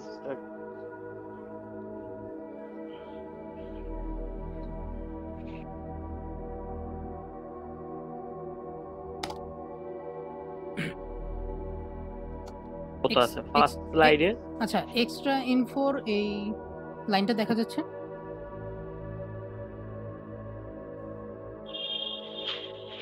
আচ্ছা, আপনি প্রশ্ন করেছেন যে মানে রিফ্র্যাক্টর টেলিস্কোপ আর রিফ্লেক্টর টেলিস্কোপের মধ্যে তফাৎ বা পার্থক্য কি হতে পারে, মানে প্রতিসরণ হ্যাঁ হ্যাঁ, আমি টেলিস্কোপ আর প্রতিফলন টেলিস্কোপ। তো এখানে আমরা প্রথম লাইনটা যেটা দেখতে পাচ্ছি যে with refractor telescope we can only observe the moon and other planets like Mars, Jupiter etc. মানে প্রতিসরণ যে টেলিস্কোপটা, যেটা দিয়ে লাইট সোজাসুজি ঢুকে এরপর অন্য প্রান্ত দিয়ে আমাদের চোখে আসে, সেটা দ্বারা আমরা শুধু চাঁদটাকে স্পষ্টভাবে দেখতে পারি এবং চাঁদের আশেপাশে যে মার্স, জুপিটার, স্যাটার্ন ওগুলোকেও দেখতে পারি, কিন্তু খুব যে ভালোভাবে দেখতে পারি বা ওগুলোকে অবজারভেশন করা যাবে ওইরকম না। ইভেন অনেক বড় বড় ওই রিফ্র্যাক্টর টেলিস্কোপ দিয়েও খুব ভালোভাবে দেখা যায় না। সেই জন্যই পরবর্তী যে রিফ্লেক্টর টেলিস্কোপটা আবিষ্কার করছে, এটার আবিষ্কারক মেবি নিউটন এই হ্যাঁ হ্যাঁ হ্যাঁ প্রতিফলন টেলিস্কোপটা আবিষ্কার করছে, যেটা দ্বারা আমরা জানি যে দেখতে পাচ্ছি যে মিল্কি ওয়ে পর্যন্ত মোটামুটি দেখা যায়। আর মিল্কি ওয়ে পর্যন্ত দেখা যায় মানে আপনার মিল্কি ওয়ে দেখাও যাইতেও পারে, নাও দেখা যেতে পারে, কিন্তু ওই যে মার্স, জুপিটার অ্যান্ড যে আদার প্ল্যানেটগুলো আছে ওগুলাকে মোটামুটি ধরনের মানে ভালোভাবে দেখা যায়। এই রিফ্র্যাক্টর বা প্রতিসরণ টেলিস্কোপের তুলনায় একটু ভালোভাবে প্রতিফলন টেলিস্কোপে দেখা যায়, এবং সবচেয়ে ভালোভাবে দেখা যায় আমাদের ক্যাটাডায়োপটিক টেলিস্কোপ, যেটা 3 নাম্বার টেলিস্কোপ ছিল। হ্যাঁ, সেটা তো অবশ্যই, এটা হচ্ছে আমাদের ইয়ে ছিল আর কি। জি ওকে, তাহলে আমার এটাই আমি জানার ছিল। আমি নেই আর একটু স্যাটিসফাইড হতাম যদি ধরো আমি নিজে পাই নাই কোথাও, মানে যদি গঠনটা জানতে পারতাম যে আসলে আমরা আচ্ছা যে আচ্ছা, গঠনটা আমি দেখাচ্ছি। মানে গঠনগত দিক থেকে যে আসলে অবজেক্টকে আমরা কতটুকু ক্লিয়ার বুঝতে পারবো যে প্রতিফলন এবং প্রতিসরণের মধ্যে, কারণ দুইটা ঘটনা, আলোর দুইটা কিন্তু ভিন্ন ঘটনার মতন, একটা রিফ্লেক্ট হবে আবার একটা হচ্ছে আলো দেখা যায় আয়শা দেখা যায়, এই জন্য আর কি। লেন্স আর দর্পণ তো আলাদা আলাদা জিনিস, এই জন্য। আচ্ছা বুঝতে পারছি, মানে আপনি কোনটা দিয়ে কিরকম দেখা যায় ওইটা দেখতে চাচ্ছিলেন। আচ্ছা, এটা হ্যাঁ আমি হ্যাঁ হ্যাঁ, পরবর্তীতে ওইটা আমি কোথাও পাই নাই তো, এই জন্য জি, আমি ভাবলাম যে তুমি ওইটা যেহেতু আমি আলোচনা যদি করছো পাইছো আচ্ছা কিনা। হ্যাঁ, আমি তোমার পরবর্তীতে একটা গ্রুপে চিত্রতে দিয়ে একটা দেব। ইয়ে দেখছি, লেন্সেরটা পাইছিলাম আমি, এই যে তুমি যেটা এখন বর্তমানে রাখছো এটা আমি পাইছি। লেন্সেরটা ঠিক আছে, দর্পণেরটা কিরকম হয় সেটা আমার জানা নাই। আচ্ছা ঠিক এটা কি আছে ভাই, দর্পণ? নিচেরটা দর্পণের, হ্যাঁ, উপরেরটা লেন্সের। নিচেরটা সামনে তো লেন্স, সামনে একটা লেন্স আছে না? না, নিচেরটার মধ্যে লেন্স শুধুমাত্র যেখান থেকে ছবিটা বের হচ্ছে, চোখের এই জায়গায় একটা হ্যাঁ লেন্স হ্যাঁ, আছে। আলোটা। হ্যাঁ, কিন্তু এটা প্রবেশ করছে ডান দিক থেকে এবং সেটা ভিতরে রিফ্লেক্ট হচ্ছে দুই জায়গায়। প্রথমে প্রাইমারি লেন্সে রিফ্লেক্ট হচ্ছে, দেন সেকেন্ডারি লেন্সে রিফ্লেক্ট, দেন আমাদের চোখের আইপিসটা সেখানে আসতেছে। নিচেরটা হচ্ছে ও আচ্ছা। দর্পণের। হুম হুম। না, এটা তো আইপিসে একটা থাকবে আর হচ্ছে হলো একটা প্রাইমারি লেন্স একটা থাকবে হচ্ছে হলো যে লেন্সটা থাকে। হুম। এটা হচ্ছে হলো বুঝতে পারছি 45 ডিগ্রি অ্যাঙ্গেলে রাখা হয়েছে। আর বাকি কেউ কোনো? আচ্ছা আব্দুল্লাহ, জি ভাই। তুমি ওই ক্যাটা ডায়োপট্রিক ওই টেলিস্কোপটা একটু বুঝাবা, মানে সংক্ষেপে হলো। আচ্ছা, মানে ওই তুমি বলছো যে দুইটা মিলে মানে রিফ্লেক্টর আর রিফ্লেক্টর নিয়ে দুইটা নিয়ে কাজ করে, এখন ওটা কিভাবে হয় আর একটু। ওকে, আমরা স্ক্রিনে কি ক্যাটা ডায়োপট্রিকটা দেখতে পারতেছি? হ্যাঁ হ্যাঁ। আচ্ছা, তো এখানে প্রথমে আমরা দেখি যে হলুদ দুইটা, মানে বাম পাশে হলুদ কালারের প্রাইমারি মিরর লেখা আছে এবং আরেকটা ডান পাশে মাঝখানে লেখা আছে, লেখা না মানে মাঝখানে আমরা ছোট একটা হলুদ চিহ্ন দেখতে পারতেছি। এই যে লাইটটা এখন এসে সেকেন্ড বার যেখানে বাড়ি খাচ্ছে, তো হলুদ কালারের যে তিনটা জিনিস দেখতে পাচ্ছি এই তিনটা হচ্ছে আমাদের মিরর। ওকে, আর এই ডান পাশে হলুদটার উপরে দুই পাশ দিয়ে যে নীল কালারের যেদিক দিয়ে আমাদের প্রথমে আইসা আলোটা ঢুকতেছে, এই দুইটা হচ্ছে লেন্স। আমরা যদি একটু আগে যে আমরা যেটা দেখলাম রিফ্লেক্টর টেলিস্কোপ, সেখানে কিন্তু এই লেন্সগুলো ছিল না, খালি ছিল জায়গাটা খালি ছিল, এদিক দিয়ে আলো আইসে ঢুইকা রিফ্লেক্ট করে দেন আমাদের চোখে পড়তো। কিন্তু এই ক্যাটা ডায়োপট্রিকের মধ্যে তারা আলোটা ঢোকার সময় একটা লেন্স দ্বারা ফিল্টার করে, দেন ওই আলোটা গিয়ে প্রাইমারি মিররে বাড়ি খায়, তারপর আইসা আবার সেকেন্ডারি মিররে বাড়ি খায়, দেন এটা আমাদের আইপিসে আসে। মানে এখানে আমরা দেখতে পারতেছি এই যে নীল যে দুইটা, এই দুইটা হচ্ছে লেন্স, মানে তারা এই ইয়ার ভিতরে লেন্সও ইউজ করছে। পরবর্তীতে হলুদ কালারের যে তিনটা দেখতেছি এই তিনটাতে তারা দুইটা মিররও ইউজ করছে। দেন আইপিসের এখানে তো আরেকটা লেন্স আছেই, যেটা চোখে ঢোকার আগে মানে আমরা দূরবীনে যে দেখি পিছনে যে লেন্সটা থাকে ওইটা। তো এই কারণে লেন্স আর দর্পণের একটা সমন্বয় করছে এখানে, লেন্সও আছে দর্পণও আছে, মানে মিরর আর প্রথমটার মধ্যে শুধু লেন্স ছিল, কম্বিনেশন আছে। আচ্ছা, জি হ্যাঁ হ্যাঁ, বলো বলো বলো। না, আমি বলতেছিলাম যে প্রথমটার মধ্যে শুধু লেন্স ছিল, দ্বিতীয়টায় শুধু দর্পণ ছিল, 3 নাম্বারটায় দর্পণ লেন্সের একটা মিশ্রণ করা হয়েছে। এই মিশ্রণ হয়েছে।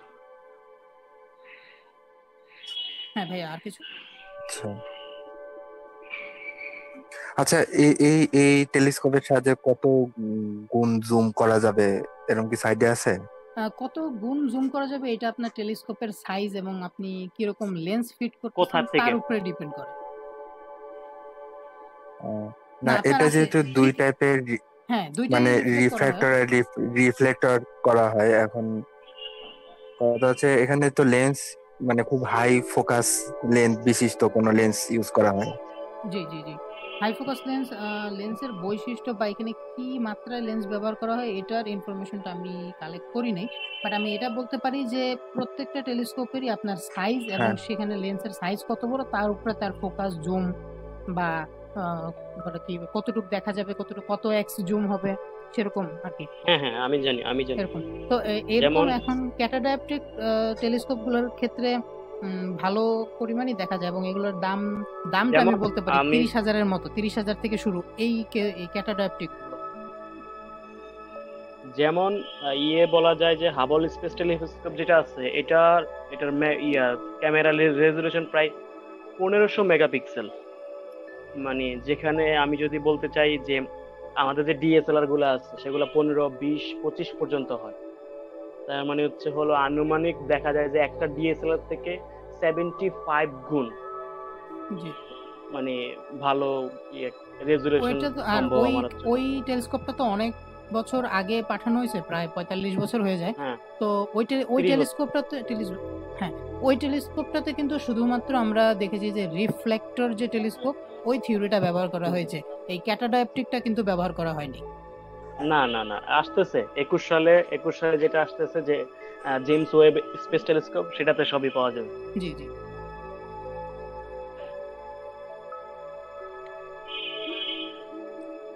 আর কেউ কিছু? সিদ্দিক ভাইয়া নাই?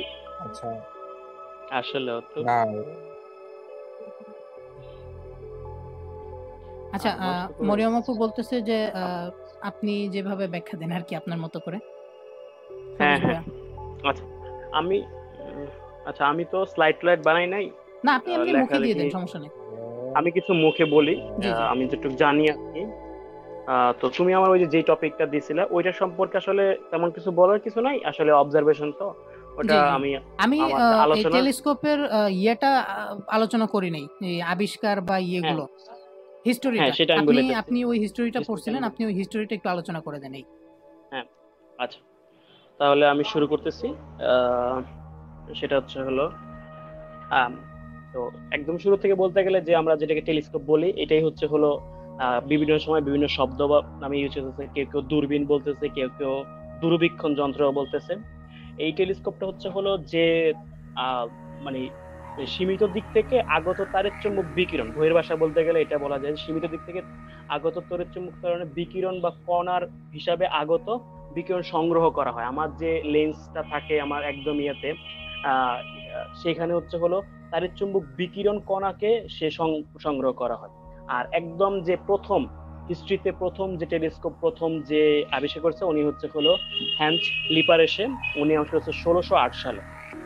হ্যাঁ, হ্যান্স লিপারেসে ওনার ওনার টেলিস্কোপ শুধুমাত্র ইনভেনশনই, ওনার টেলিস্কোপের তেমন কোনো গুণাবলী বা অত কোনো ভালো টেলিস্কোপ না হওয়াতে যে কারণ তার পরের বছরই দেখা গেছে যে একজন মহান বিজ্ঞানী বলা চলে যে 1609 সালেই দেখা যায় গ্যালিলি দূরবীক্ষণ যন্ত্র বানিয়ে ফেলছে।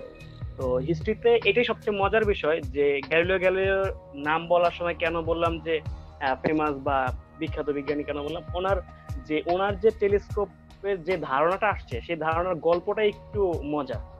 উনি একদিন গেছে দেখা গেছে যে একটা চশমা দোকানদারে গেছে, একটা চশমা ঠিক করে বা চশমা বানায় এমন একটা দোকানে গেছে। সেই দোকানে আবার একটা ধরো বিলবোর্ড টাইপের ছিল। সেই বিলবোর্ডে কি হয়, সেই বিলবোর্ডে যে বাতাস কোন দিক থেকে কোন দিকে যেতেছে এগুলো আগেরকার বিভিন্ন দোকানে দেখা থাকতো, ডিরেকশন যে বাতাস এখন কোন দিকে দোকানের সামনে থাকে এগুলা। তো উনি ওই দোকানে বসে থেকে দেখতেছেন যে ওই দোকানে যে আবার যে চশমা লেন্স বানানোর জন্য একটা ইয়ে থাকে, যে লেন্সের একটা লেন্স ছিল, সেই লেন্সের এই পাশ থেকে ওই পাশে তো উনি ওই দিক ডিরেকশনটা যেটা দিয়ে বাতাসের দিক ডিরেকশন করে ওটাকে দেখতেছে একটু বড় দেখায়। বুঝতেছে সবাই? হ্যাঁ, তো গল্পটা ছিল এইভাবে যে উনি একটা চশমার দোকানে যায়, উনি দেখলো যে ওনার চশমার দোকানদারের যে লেন্সটা আছে যেটা দিয়ে উনি বিভিন্ন টেস্ট করে করে চশমাগুলো বানায়, সেই লেন্সের অপোজিট পাশে উনি এক জায়গায় বসে আছে, অপোজিট পাশে যে দোকানে একটা ডিরেকশন ছিল যে হাওয়া কোন দিকে বা এয়ার কোন দিক থেকে কোন দিকে ডিরেকশন হয়, এগুলো বিভিন্ন দোকানে আগে থাকতো যে ডিরেকশন তীর চিহ্ন মতন। তো উনি দেখলো যে এটা বিবর্তিত দেখা যায়। দেন ওনার একটা পয়েন্টই আনা হলো, পরে উনি দেখা যায় যে এটার উপর বেস করে মোটামুটি একটা টেলিস্কোপ বানিয়ে ফেললো। এবং ওনার টেলিস্কোপটা কিন্তু মোটামুটি তখনকার সময় বেশ প্রশংসনীয় এই কারণে যে উনি ওই সময় সেই 1609 সালে হলো বৃহস্পতি গ্রহ এবং শনির যে এই যে আমরা এখন রিংটা দেখি বা বলয়টা দেখি, এটা উনি তখনই ডিফাইন করতে পারছিল। তো এই জন্য যদিও প্রথম 1608 সালে হ্যান্স স্লিপার এসে আবিষ্কার করছিল টেলিস্কোপ, কিন্তু 1 বছর পরে 1609 সালে গ্যালিলিওর দূরবীন বলি বা টেলিস্কোপ বলি এটা এতটাই ভালো ছিল যে দেখা যায় যে 1608 সালের যে লিপারেস একটা ধামাচাপা পড়ে যায়। তারপরে তো আসলে এভাবে দেখা যায় যে হিস্ট্রিতে দেখা যায় যে 1611 সালে একবার কেপলারও একটা টেলিস্কোপ তৈরি করে, বা তার অনেক বছর পর 33 সালে দেখা যায় জেমস গেগরিটা এই জন্যই ফেমাস। জেমস 1611 সাল পর্যন্ত যে 3টা টেলিস্কোপ আসছে, 3টাই হলো লেন্সের উপর নির্ভর করে। লেন্স নির্ভর করে মানে আলোর প্রতিসরণ টাইপের আলোর প্রতিসরণ টাইপের হলো টেলিস্কোপ বানানো হয়েছে বা আবিষ্কার হয়েছে বা টেলিস্কোপের যত কাজ হয়েছে। 1633 সালে প্রথম জেমস গেগরি আলোর প্রতিফলন দিয়েও যে সম্ভব সেই জিনিসটা দেখাইছে। কিন্তু এখানেও আবার সেই বরাবরের মতন আমাদের সেই মহান বিজ্ঞানী বলা যায় যে আইজ্যাক নিউটন এখানেও মোটামুটি হাত দিয়েছে ওনার সব জায়গায় অবদানের মতন। এইখানেও এই জেমস গেগরিকে উনি পিছে ফেলায় উনি আবার সেই আলোর প্রতিফলনের উপর কাজ করে উনিও টেলিস্কোপ তৈরি করে। ওনার টেলিস্কোপে উনি ভালো করে ব্যাখ্যা করে যে জায়গায় জেমস গেগরির যে জায়গায় ল্যাকিং জুড়ে ছিল, উনি স্পষ্ট দেখা যায় কেন লেন্সের জায়গায় কিভাবে আমি দর্পণটা ব্যবহার করতে পারি, হ্যাঁ অবজেক্টের মধ্যে কিভাবে আমি দর্পণ ব্যবহার করে আমার টেলিস্কোপটাকে কাজে লাগাইতে পারি। এই জায়গাগুলোতে দেখা যায় যে নিউটনের আবিষ্কারটা খুব ভালো হয়ে গেছে বা নিউটন আবিষ্কারটা উল্লেখযোগ্য মতন। হিস্ট্রিতে এই ধরনের জিনিসগুলো আমরা বেশি দেখি যে আবিষ্কারের গল্প, এই পার্টটা গেছে আমার হিস্ট্রি। তারপর তো যদি আমি বলতে চাই যে টেলিস্কোপ সাধারণত একদম বাচ্চাদের মতো বলতে গেলে টেলিস্কোপ আসলে 2 ধরনের হবে। একটাকে আমরা বলি যে এক নলা দূরবীন বা একটা নল থাকে, আর কিছু 2 নলা, যেটা আমরা ওই যে ছোটবেলা বাইনাকুলার দিয়ে খেলতাম অবজেক্ট পৃথিবীতে এক দূরের বস্তু দেখার জন্য আমরা যেটা ব্যবহার করি সেটা ছিল বাইনাকুলার, বা 2 নলা থাকে, 2 চোখ দিয়ে 2টা দেখি। আর মহাকাশে যে গবেষণাগুলো করি বা দূর যে আমরা স্পেস দেখার জন্য সেটা ছিল 1 নলা দূরবীন যেটা বা টেলিস্কোপ, সেটা ব্যবহার করে। আর এমনি অনেক ধরনের মানে অনেক ধরনের টেলিস্কোপ আছে, যেটা তুমি কিছু আলোচনা করছো যে এক্স রে টেলিস্কোপ আছে, আলট্রাভায়োলেট আছে, ইনফ্রারেড টেলিস্কোপ আছে, অপটিক্যাল টেলিস্কোপ আছে, রেডিও টেলিস্কোপ আছে। হ্যাঁ, এই টেলিস্কোপ গুলো আসলে দেখা যায় যে আমাদের আলো দেখা যায় যে আমাদের দৃশ্যমান আলোর আগে দৃশ্যমান আলোর থেকে বেশি আলো আসলে সেই আলোটাকে ক্যাপচার করার জন্য একজন টেলিস্কোপ আছে। আবার দৃশ্যমান আলোর জন্য একটা দৃশ্যমান আলোর থেকে কম লেন্থের যে ওয়েভ লেন্থের যে তরঙ্গদৈর্ঘ্যের যে আলোগুলো আছে সেগুলোকে ক্যাপচার করার জন্য আরেকজন টেলিস্কোপ। এই জিনিসগুলোর উপর ভিত্তি করে বিভিন্ন ধরনের টেলিস্কোপ, যেটা তুমি চিত্রটিতে দেখাইছো, মানে পিকচার সহ কোন আবিষ্কার হয়েছে এগুলো সবাই মোটামুটি দেখছে। তারপরে যদি টেলিস্কোপ জগতে বলতে গেলেই মানে যে মহান টেলিস্কোপটা নিয়ে বলতেই হবে সেটা হচ্ছে হাবল টেলিস্কোপ। হ্যাঁ, বিজ্ঞানী হাবলের যে টেলিস্কোপটা, এটা কেন এটা বিশেষ এত বলা হয় কেন, এর আগে অনেক টেলিস্কোপই আসছে, এটা কিন্তু টেলিস্কোপ জগতের বেশ পিছনের দিকে টেলিস্কোপ। তারপর এটা বলা হয় একটা কারণেই যে এই টেলিস্কোপটার আগ পর্যন্ত মানুষের মাথায় চিন্তাটা একটু এরকম ছিল যে আমরা অনেকটা টাইপ হচ্ছে এরকম যে পানির নিচে ডুব দিয়ে আমি পানির উপরের জগৎটাকে দেখার মতো একটা কল্পনা বা কিছু একটা।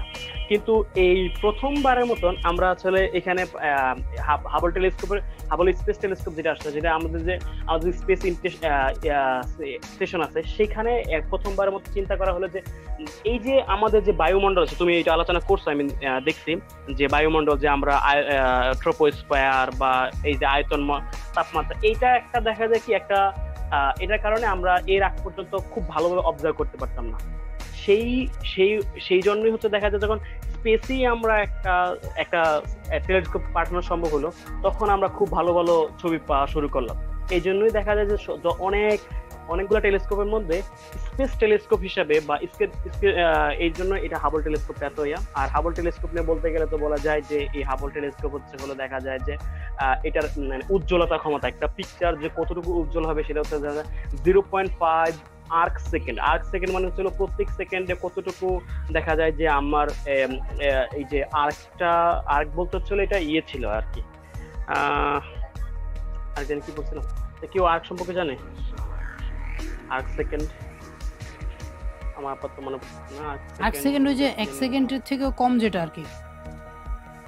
না আর্ক সেকেন্ড 1 সেকেন্ডের চেয়ে কম। 1 সেকেন্ড হওয়ার আগে আরেকটা হয় না, ওই যে অনেক স্পিডে যেটা হয়। হ্যাঁ, 100 আর্ক সেকেন্ডে 1 সেকেন্ড এরকমই।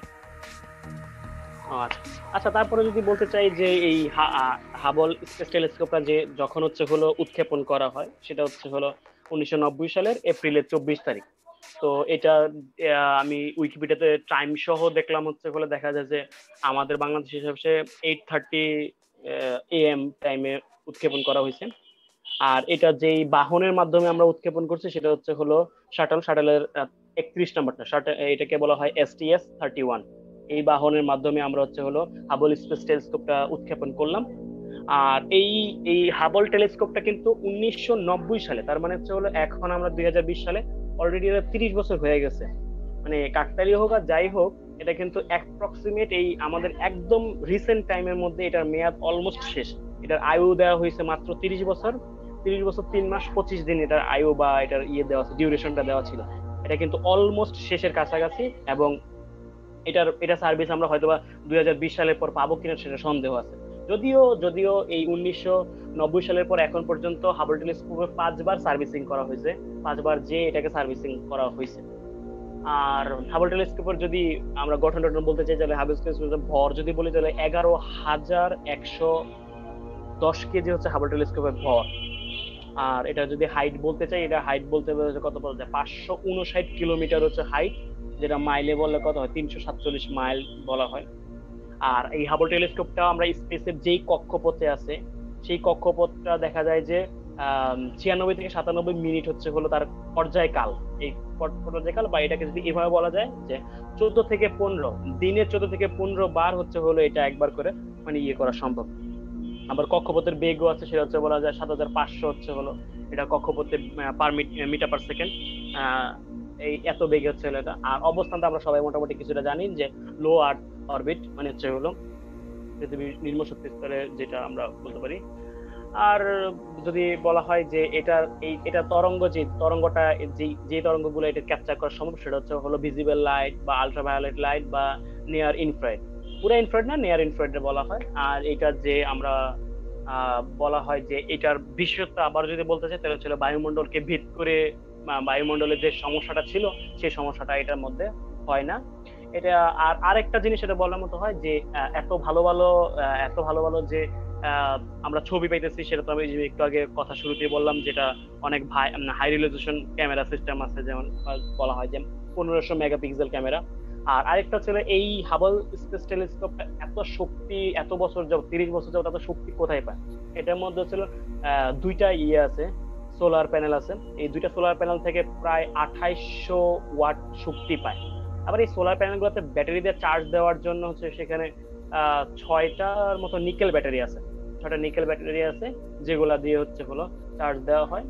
আর হচ্ছে হলো এই হাবল টেলিস্কোপটা যখন প্রথম উৎক্ষেপণ করা হয়, তখন হচ্ছে হলো সম্ভবত এটার খরচ ছিল, কত বলা যায়, খরচ ছিল সম্ভবত $1.7 বিলিয়ন